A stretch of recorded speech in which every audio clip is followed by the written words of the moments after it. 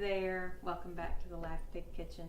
This is going to be a little public service announcement for common sense in wild edibles and herbs.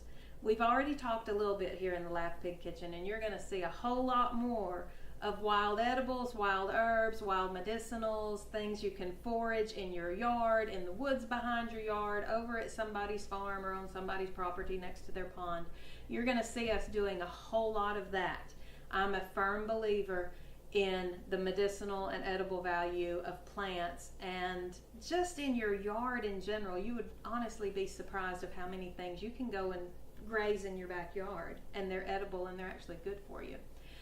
As we do that, as you're watching me do things like dry pokeberries to make arthritis medicine out of, digging poke root and processing it to make immune tonic out of it, or what we were looking at earlier today, the possum grapes that we have picked here at the very end of summer that are going to be made into wine that's also going to be very good for me because of all of the antioxidants and vitamins and minerals that these grapes, these little wild grapes, have in them. I was very fortunate to grow up in the country around a lot of people who spent more time outside than inside. I walked the woods with my grandfather, my grandmother, aunts and uncles, friends, neighbors, parents. We were outside more than we were inside back in the day. And I learned a lot from them. I still have a whole lot to learn. So along with the knowledge that I already possess, I have books, I have documents, I have pictures, I have Google to help me identify exactly what plants I'm using. In that vein, if you're inspired to do some stuff like this, be smart about it.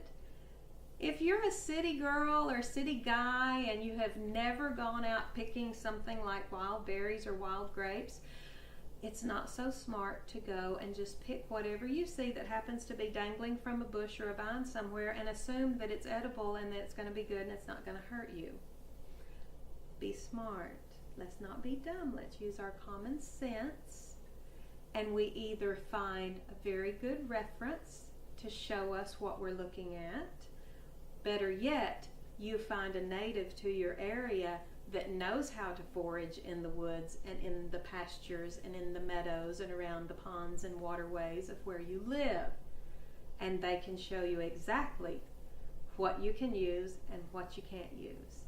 So again, we just want to be smart about this. We don't want anybody to get hurt. We don't want anyone taking my word as the absolute authority on what you need to be eating, what you don't need to be eating, what you need to be picking, what you don't need to be picking. But again, this is just a quick public service announcement that if you're not a experienced forager, picker of wild things, roamer of wild woods like I am, then you need a little bit of help to make sure that you're getting the right thing at the right time of year, processing it correctly, and not making yourself ill. That's really what it comes down to. You don't want to make yourself sick. So be mindful, be smart, and you'll continue getting to see all sorts of things that we're going to forage that grow in our backyard, in the woods behind our backyard, on other people's property. We're going to find some fun stuff. We're going to see how well they work. We're going to see what I can make out of what I can get a hold of.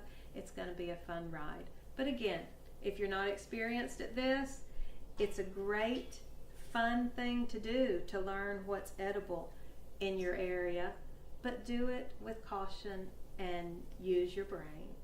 There you go. There's your public service announcement for the day. Laugh Pig TV, have a great afternoon.